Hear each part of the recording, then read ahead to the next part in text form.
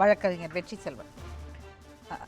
இது வழக்கமாக இங்கே நேரடியாக குழந்தைகள் பாதிக்கப்படும் போது சட்டம் ஒரு மாதிரியாகவும், தகவல் தொழில்நுட்ப சட்டம் இதில் இதுக்குள்ளே அடக்கமாக வருது, சைபர் கிரைம்னு ஒரு டிபார்ட்மெண்ட் இயங்குது.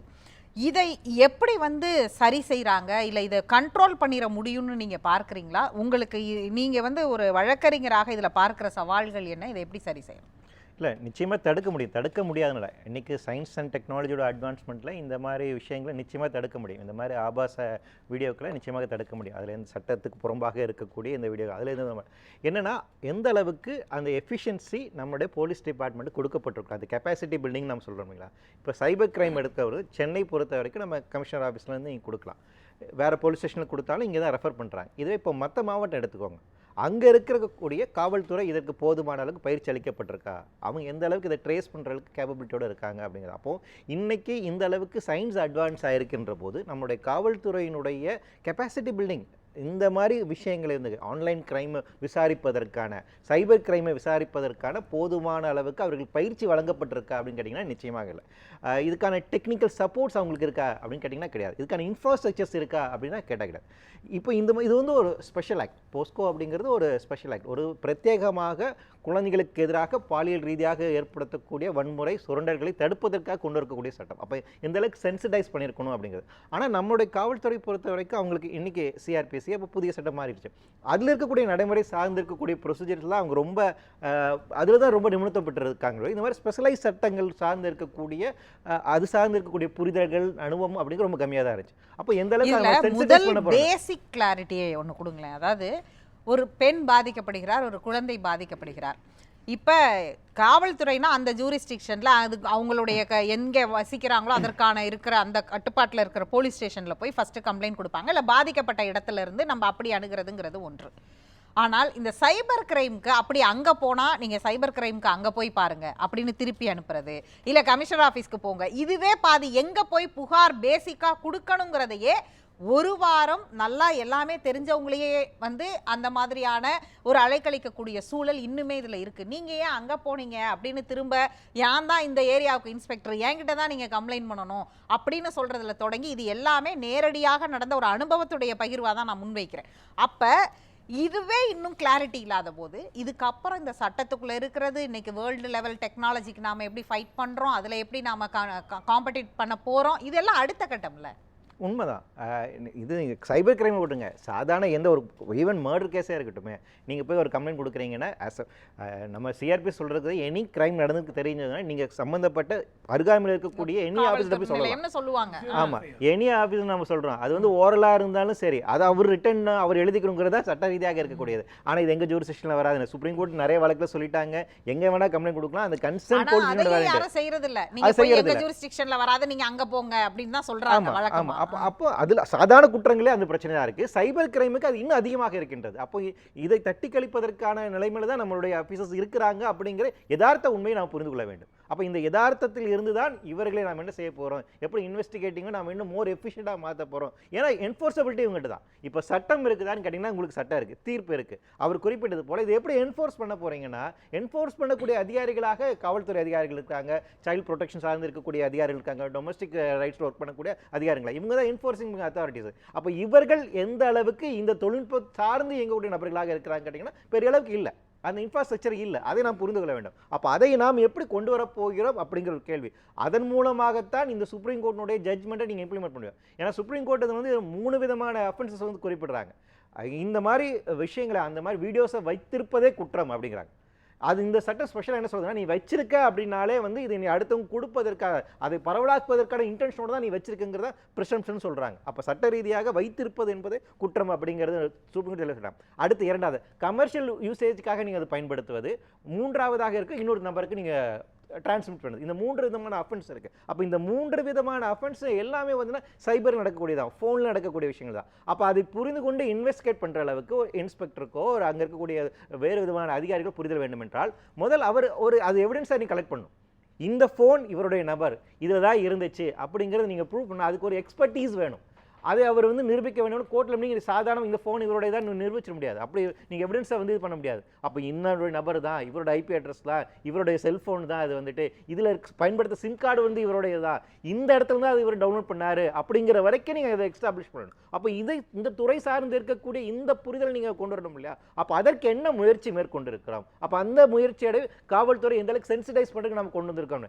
இதில் இன்னொரு முக்கியமான விஷயம் என்னன்னா, இப்படி பாதிப்புக்குள்ளாகக்கூடிய குழந்தைகளை நீங்கள் எப்படி விசாரிக்க போகிறீங்க அப்படிங்கிற போது கொண்டு இதில் சொல்றாங்க. யூனிஃபார்மில் இருக்கக்கூடாது, எந்த போலீஸ் ஆஃபீஸரும் யூனிஃபார்மில் இல்லாமல் தான் நீங்கள் அந்த விக்டிம்ஸை வந்துட்டு விசாரிக்கணும் அப்படிங்கிறாங்க. அவங்களுக்கு கம்ஃபர்டபுளான ஒரு ஜோனில் இருந்தால் நீங்கள் விசாரிக்கணும் அப்படிங்கிறாங்களா?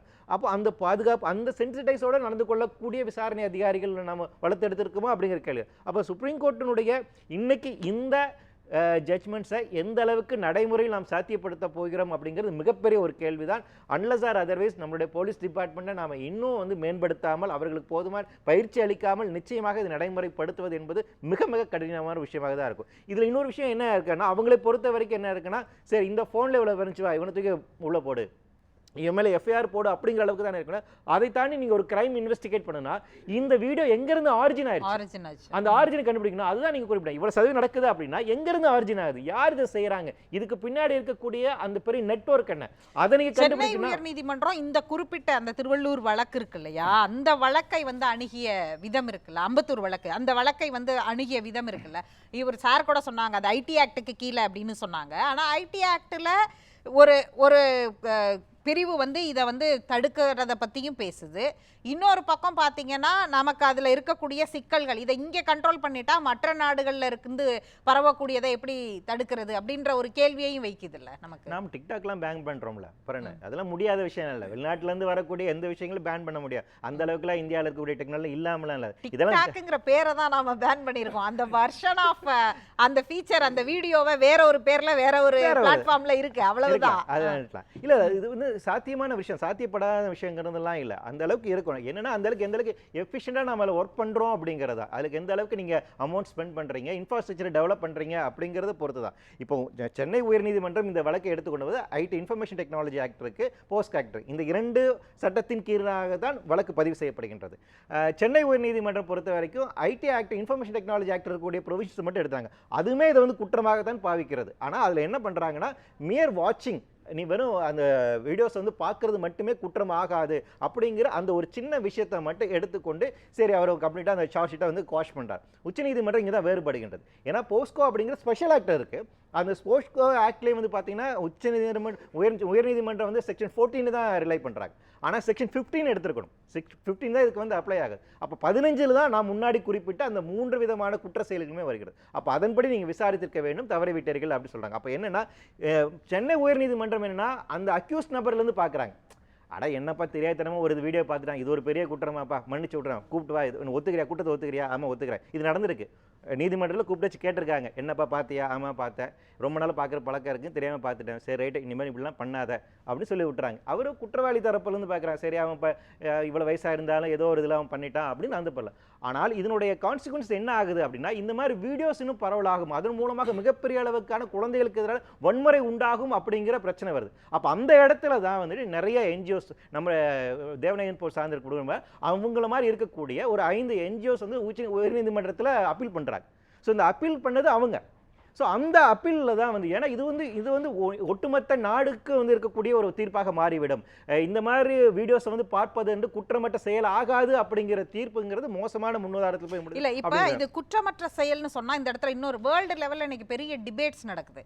அதாவது வந்து இந்த மாதிரியான போர்னோகிராஃபி சைட்ஸ் வந்து இங்கே வந்து அதை என்டர்டெயின் பண்ணுறதுங்கிறது குற்றங்களை கட்டுப்படுத்தி இருக்குதா இல்லை குற்றங்களை அதிகரிச்சிருக்குதா, இது வந்து கட்டுப்படுத்துறதுக்கு இதுக்கான ஒரு நீட்சியாக இதை பார்க்குறாங்களா இல்லை அது நேரடியாக வன்முறையை பிரயோகிக்கிறதுக்கான ஒன்றாகவும் மாறி இருக்காங்கிறது ஒரு பெரிய டிபேட்டாக தான் நடந்துக்கிட்டு இருக்கு. அப்படி இருந்து பார்க்கும் பொழுது இதை குற்றம்னு சொல்லி நாம் ஒற்றை பார்வையில் பார்க்கறது அப்படிங்கிறதும் கேள்விக்குள்ளாக்குறது தானே. குழந்தைகளை ஈடுபடுத்துறது தவறு, அதை பார்ப்பதுங்கிற இடத்துல இருந்து அதை எப்படி பார்ப்பது? நிச்சயமா அது பார்க்கறது குற்றமாக, அதாவது ஒரு சைக்காலஜிக்கலாக நம்ம புரிந்து கொள்ள வேண்டியது நம்ம சமூகம், இந்திய சமூகம் அப்படிங்கிறது பாலியல் வறட்சியான சமூகம். நம்ம ரொம்ப வெளிப்படையாக வந்து யோசிக்கணும். ரொம்ப பாலியல் சார்ந்து இருக்கக்கூடிய விஷயங்களை நம்ம எக்ஸ்பர்ட்டாக பேசிக்கிறது இல்லை. அது குறித்தான ஒரு ஆரோக்கியமான விவாதங்கள் நடப்பதில்லை. அதுக்கு ஆரோக்கியமான ஒரு கல்வி அப்படிங்கிறது வழங்கப்படுவதில்லை. அதன் காரணமாக தான் பாலியல் சார்ந்திருக்கக்கூடிய வன்முறையும் குற்றங்களும் அதிகமாக இருக்கின்றது. அப்போ அது குறித்தான ஒரு சரியான ஒரு புரிதல் இல்லாத ஒரு நிலைமை இருக்குது. அப்போ ஒரு சொசைட்டியாக இது நாம் எப்படி பார்க்க போகிறோம், கல்வி எப்படி கொண்டு வர போகிறோங்கிறது தான் சுப்ரீம் கோர்ட்டுமே இப்போ எதுவும் பேசியிருக்காங்க. ஆனால் நடைமுறையில் இதோட இம்ப்ளிமெண்டேஷன்ஸுங்கிறது என்ன இருக்குது? இப்போ ஒரு பக்கத்தில் நீங்கள் இன்னொரு பக்கம் என்ன செய்யணும்னா, பாலியல் சார்ந்து இருக்கக்கூடிய கல்வியிலே நாம் கொண்டு வருவது எந்த அளவுக்கு முக்கியமோ, எந்த அளவுக்கு நம்மளுடைய மீடியாவை சென்சிடைஸ் பண்ண வேண்டியது முக்கியமாக இருக்கின்றதோ, எந்த அளவுக்கு சினிமாவை நாம சென்சிடைஸ் பண்ண வேண்டியது முக்கியமாக இருக்கிறதோ, அதே போல இந்த குற்றங்களை தடுப்பதற்கான நடவடிக்கையும் நம்ம செய்ய வேண்டியது. ரெண்டுமே பேரலா செய்ய வேண்டியதா. அப்போ ஒரு பகுதியில் இப்படியான வீடியோஸை வந்து பார்ப்பதே வந்து குற்றம், அவர் அப்படி பிராண்ட் பண்ணணுமா அப்படின்னு கேட்டிங்கன்னா அது வந்து விவாதத்துக்குரிய ஒரு விஷயம் தான். ஆனால் அட் தி சேம் டைம் இந்த மாதிரி வீடியோக்களை பரவலாக தடுப்பதற்கான நம்ம என்ன செய்ய போகிறோம் அப்படிங்கிற ரெண்டுமே இருக்கு. அப்போ ரெண்டு இடத்துல இருந்தால் சுப்ரீம் கோர்ட்டை வந்துட்டு வேலை செய்ய வேண்டிய ஒரு தேவை இருக்கு. அப்போ அந்த இடத்துல இப்போ இந்த 3 அஃபென்ஸை பொறுத்த வரைக்கும் ஃபர்ஸ்ட் அஃபென்ஸ் நீங்கள் வச்சிருக்கிறதுங்கிறது மேயர் ஃபைன் தான். நீங்கள் வீடியோஸை மட்டும் வச்சிருக்கீங்க அப்படின்னா அதுக்கு வந்துட்டு உங்களுக்கு பீனல் இது கிடையாது, உங்களுக்கு ஜெயிலுக்கு அனுப்புறதுல 5000 ரூபாய் ஃபைன் தான். ரெண்டாவது நீங்கள் அடுத்த நபருக்கு வந்து அது கடத்துறீங்க அப்படிங்கும் போது அது 3 வருஷத்துக்கான தண்டனை ஆகுது. கமர்ஷியலுக்காக நீங்கள் செய்கிறீங்க அப்படின்னா 5 வருஷத்துக்கான தண்டனை அப்படிங்கிறது வருது. அப்போ இந்த அளவுக்கு தான் நம்மளுடைய பீனல் ப்ரொவிஷன்ஸை சார்ந்து இருக்கக்கூடிய விஷயங்களாக இருக்குது. அப்போ இதை போதுமானதாக இருக்குது. அப்போ இந்த தண்டனை கூட ரொம்ப பெரிய அளவுக்கான ஒரு தண்டனை அப்படிங்கிறதுனால அப்போ உண்மையிலே இந்த குற்ற செயலை தடுப்பதற்காக இதுக்கு பின்னாடி நெட்வொர்க்கை எப்படி கிராக் பண்ண போகிறோம், இன்னைக்கு வந்து நிறைய சோஷியல் மீடியா பிளாட்ஃபார்ம்ஸ் இருக்கு. ஒவ்வொன்றுக்கும் கம்யூனிட்டி கைட்லைன்ஸ் இருக்கு. அங்க குழந்தைகளை எப்படி பயன்படுத்தணும், குழந்தைகளை எப்படி காண்பிக்கணும், எல்லா விஷயத்திற்குமே அங்கே கம்யூனிட்டி கைட்லைன்ஸ் இருக்கு. ஆனால் அதை தாண்டி மெட்டா மாதிரியான தளங்கள்ல நிறைய ஒரு கம்யூனிட்டி குரூப்பா அங்க கிரியேட் பண்ணிட்டு ஏதாவது ஒரு டாபிக்கை பத்தி டிபேட் பண்ணலாம். அதுல இந்த மாதிரி போர்னோகிராஃபி, குழந்தைகளை ஈடுபடுத்துறது, இது மாதிரியான டிபேட்ஸ், அதோட நெட்வொர்க் பார்த்தீங்கன்னா ஒரு குறிப்பிட்ட தமிழ்நாட்டை சேர்ந்த சென்னையை சேர்ந்த ஒரு பெண்ணுக்கு நடந்த ஒரு கேஸ்லேயே வந்து பார்த்தீங்கன்னா அந்த ஃபோட்டோவை மிஸ்யூஸ் பண்ணதே அதோட நெட்வொர்க்கை சர்ச் பண்ணி போனால் அது கனடாலேருந்து எங்கெங்கேயோ போகுது. அப்போ அதெல்லாம் மெட்டாவில் போய் கேட்டால் எங்கள் கம்யூனிட்டி கைட்லைன்ஸ்க்கு எகெயின்ஸ்டாக எதுவும் இல்லை, இதை நீங்கள் வந்து சைபர் கிரைமில் தான் கம்ப்ளைண்ட் பண்ணணும்னு சொல்லி ஒரே வார்த்தையில் அவங்க முடிச்சிட்டாங்க. அப்போ இதை யார் கண்ட்ரோல் பண்ணுறது? அது வந்து அந்த குரூப்போட ஆரிஜின் எங்கே இருந்தோ ஆரம்பிக்குது. மிஸ்யூஸ் பண்ணப்படுறது அது எல்லாமே அந்த டைட்டிலே பார்த்தீங்கன்னா அந்த கம்யூனிட்டி குரூப்ஸ்க்கெல்லாம் பெண்களை அபியூஸ் பண்ணுற வார்த்தைகளில் தான் டைட்டிலே இருக்கும். அதுக்குள்ளே உட்காந்து லட்சக்கணக்கான ஆண்கள் பேசிட்டு இருக்காங்க. அதில் அது மாதிரி நடக்கிறத எப்படி கண்ட்ரோல் பண்ணுறது? இல்லை, இதில் 2 விதமான இருக்குது. இதில் எப்படி கிடைக்கணும்னா, ஃபர்ஸ்ட் இந்த மாதிரி ஒரு நடக்குது, அது அஃபென்ஸ், இட்ஸ் எ கிரைம். கிரைமும் வருகின்ற போது அது நிச்சயமாக ஸ்டேட்னுடைய லா அண்ட் ஆர்டர் ப்ரொவிஷன்கள் தான் வருது. அவர்கள் வழக்கு பதிவு செய்ய வேண்டும், அதை விசாரணைக்கு பண்ணும். சம்பந்தப்பட்ட நபர் வெளிநாட்டில் இருக்காருன்னா அவரை குற்றவாளி என்று அறிவித்து அவரை இந்தியா கொண்டு வரதுக்கான வேலை செய்யணும். எக்ஸ்ட்ராடிஷன் அக்ரிமெண்ட் நம்ம தானே வச்சிருக்கோம். அப்போ அதை என்ன செய்யணும்? அதே நேரத்தில் இந்த மாதிரி இருக்கக்கூடிய ஏஜென்சிஸ் இருக்காங்க, கம்பெனிஸ் இருக்காங்க, கார்பரேட்ஸ் இருக்காங்களா, அவங்களுக்கான ரெஸ்பான்சிபிலிட்டிஸ் இருக்குது. இப்படி ஒரு நடந்திருக்கின்ற போது அதை தடுப்பதற்கும் முறைப்படுத்துவதற்கும் ஒத்துழைப்பதற்கும் இன்வெஸ்டிகேஷன் ஒத்துழைப்பதற்கும் தார்மீக பொறுப்பு அவங்ககிட்ட இருக்கு. அப்போ அந்த ரெஸ்பான்சிபிலிட்டி நம்ம அப்போ அந்த பிளாட்ஃபார்ம் என்ன இதில் ஓனர்ஷிப் ப்ளே பண்ண போறாங்க. ஒரு கிரைம் நடப்பதற்கான பிளாட்ஃபார்மை நீங்க உருவாக்கி கொடுக்குறீங்க அப்படின்னா உங்களுடைய ரெஸ்பான்சிபிலிட்டி என்ன, வைக்காரியஸ்லி லயபிலிட்டி அப்படின்னு நம்ம சொல்லுவோம். அப்போ அந்த லயபிலிட்டி உங்களுக்கு இருக்குதா இல்லையாங்கிறதுக்கான தெளிவான சட்டங்கள் இல்லை. பிரச்சனை தான், இது என்னுடைய பிளாட்ஃபார்ம், அவங்க வந்து பயன்படுத்திக்கிட்டாங்க, இதுக்கு நான் லயபிள் இல்லை அப்படின்னு அவர் டிசவுன் பண்றாரு. அப்போ அவர்களை உள்ள கொண்டு வருவதற்கான இன்ஃபர்மேஷன் டெக்னாலஜி ஆக்ட்ல எந்த விதமான ப்ரொவிஷன்ஸ் இல்லை. அப்போ அந்த சட்டங்களை நாம் கொண்டு வரணும். உன் பிளாட்ஃபார்ம்ல இப்படி ஒரு கிரைம் நடக்குது அப்படின்னா நீ தான் அதுக்கு வந்து பொறுப்பு. உன்னோட நெட்வொர்க் மூலமாக அது பரவலாகுது, அப்போ அது கொண்டு போய் சேர்க்கின்ற வேலை நீ தான் செய்யற. அப்போ நீ லயபிள், நீ கிரிமினல் லயபிள்னு கொண்டு வரும்போது இது தடுப்பதற்கான வாய்ப்பு இருக்கு. ஆனால் அன்பார்ச்சுனேட்லி தற்போது இருக்கக்கூடிய சட்டங்களில் அதுக்கு எந்த விதமான வாய்ப்புகளும் இல்லை.